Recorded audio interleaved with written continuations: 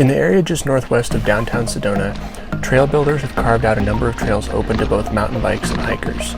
The trails vary in difficulty, with some being easy blues and others chunky technical black diamonds. When I first came down to this area late last winter, I was excited to find an area of Sedona that I hadn't known about before. My friend and I stumbled into this place after driving down to some of the more southern trails and having no luck finding parking. Since then, I've come back several times and ridden several of these trails. The one I'm going to show you today is one of my favorites in this place. What's going on, everybody? Hope you're all doing well. Today I'm down in Sedona, Arizona, and I'm going to show you guys one of my favorite trails down here. I'm up in I believe sort of the northern part of Sedona. It's an area called Dry Creek, and there's a bunch of trails up here. The one I'm going to show you today is called Chuckwagon. It's about 5 miles long and it's super fun.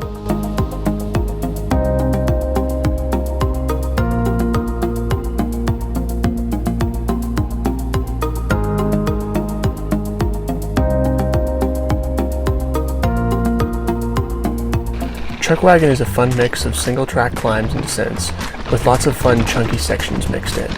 The part that I like most about this trail, and of Sedona in general, is the slick rock. I think the reason it appeals to me so much is because we just don't have this type of trail in Flagstaff, and I like to learn how to best ride on this different terrain. In the first half mile of the ride, there are a few extended slabs of rock that I had to climb up. The short climbs were right at the edge of my skills, and one got the better of me. But at least I have a challenge to look forward to next time. The slick rock disappeared into the red dirt as the trail turned up the hill.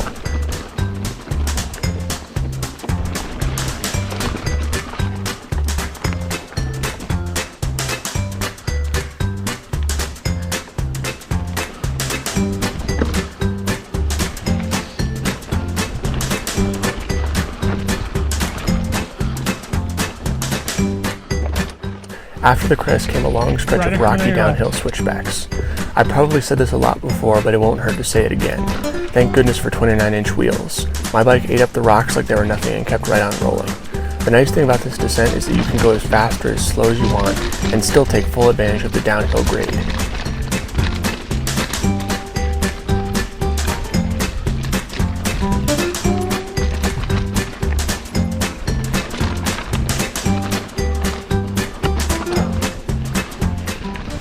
At the bottom of the switchbacks, the trail smoothed out considerably and twisted through a small grove of trees before resuming the chunky descent. When trees grow this close to the trail, you have to be careful not to clip your bars on the trunks. That's how you wipe out.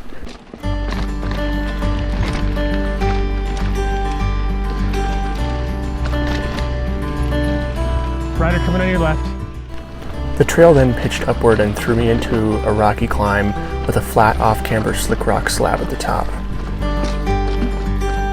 Now this is actually not too crowded, which is super nice.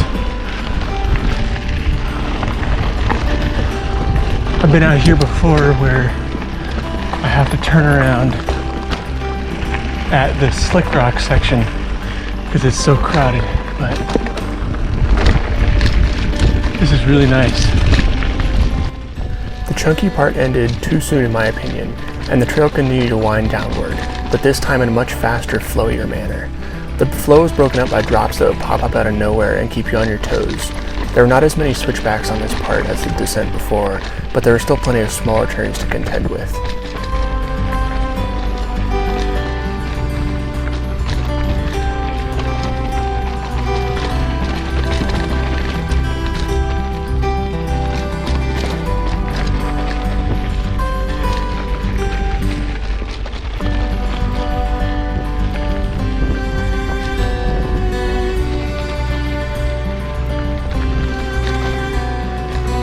So I chatted with a woman this morning when I parked my car, and she said that, oh, we've been getting rain in Flag, they've been getting rain down here as well. And that rain makes the dirt on these trails super nice and super grippy. Man, this does a number on your calves. After another tightly packed grove of trees lining the trail, Chuckwagon dropped into a dried riverbed and began to climb. This part of the trail has an alternate line that is extremely steep. I prefer the riverbed line because I had to conquer more slick rock slabs. The slabs form an uneven staircase, with some steps just being a few inches tall and others much taller. I wasn't able to get up the final lip of the climb, but I didn't sweat it. I didn't sweat that part, but my low tolerance for heat was making me melt in the early morning Sedona heat. I guess that's what I get for living in a place that is cooler than most other places in the state. Right after the riverbed climb, there's a small gully that is fun to ride. I love to blast up the opposite side over the rocky ledge. Chuckwagon twists and turns up and down a few more hills for another half mile before the trail suddenly drops downward. This is one of the very tricky sections of the trail. You can either take the outside line on the descent or drop right down the middle. I prefer to drop down the middle because of what follows the descent. The slickrock climb for the first few feet is particularly difficult to get speed for if you stop at the bottom, so I like to drop down the slope and hit the climb without pausing. I didn't make it over the last feature, but I made it up farther than I ever did before today, so I was pretty pleased. But after we crossed the creek, or the creek bed at least, I think we just have one more long uphill, and then I think it's pretty much downhill-ish from there.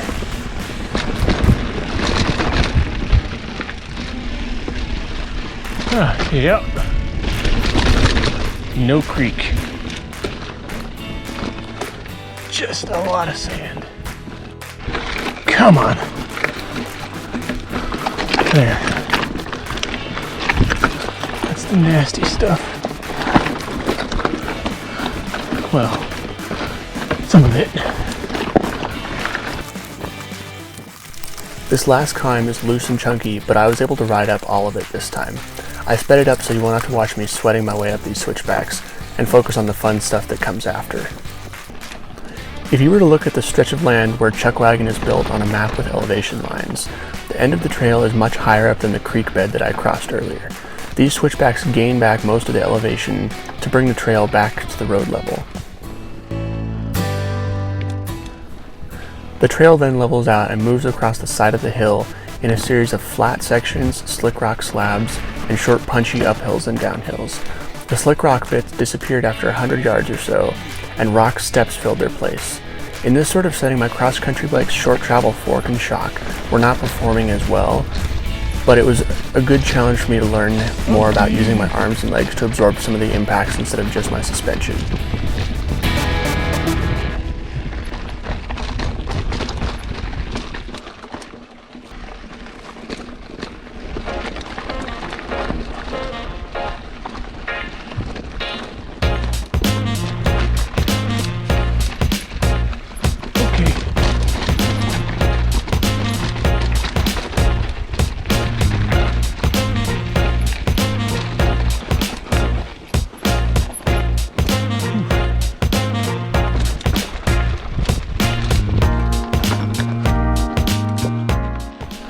There's one last short hill on Chuckwagon that is rocky and steep.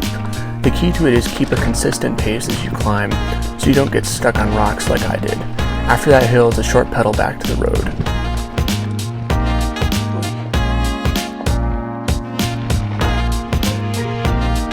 Alright everybody, that is the end of this ride. So I'm going to be back down here next weekend, and I'm going to show you guys another trail. Until then, stay safe, stay healthy, and I'll see you next time.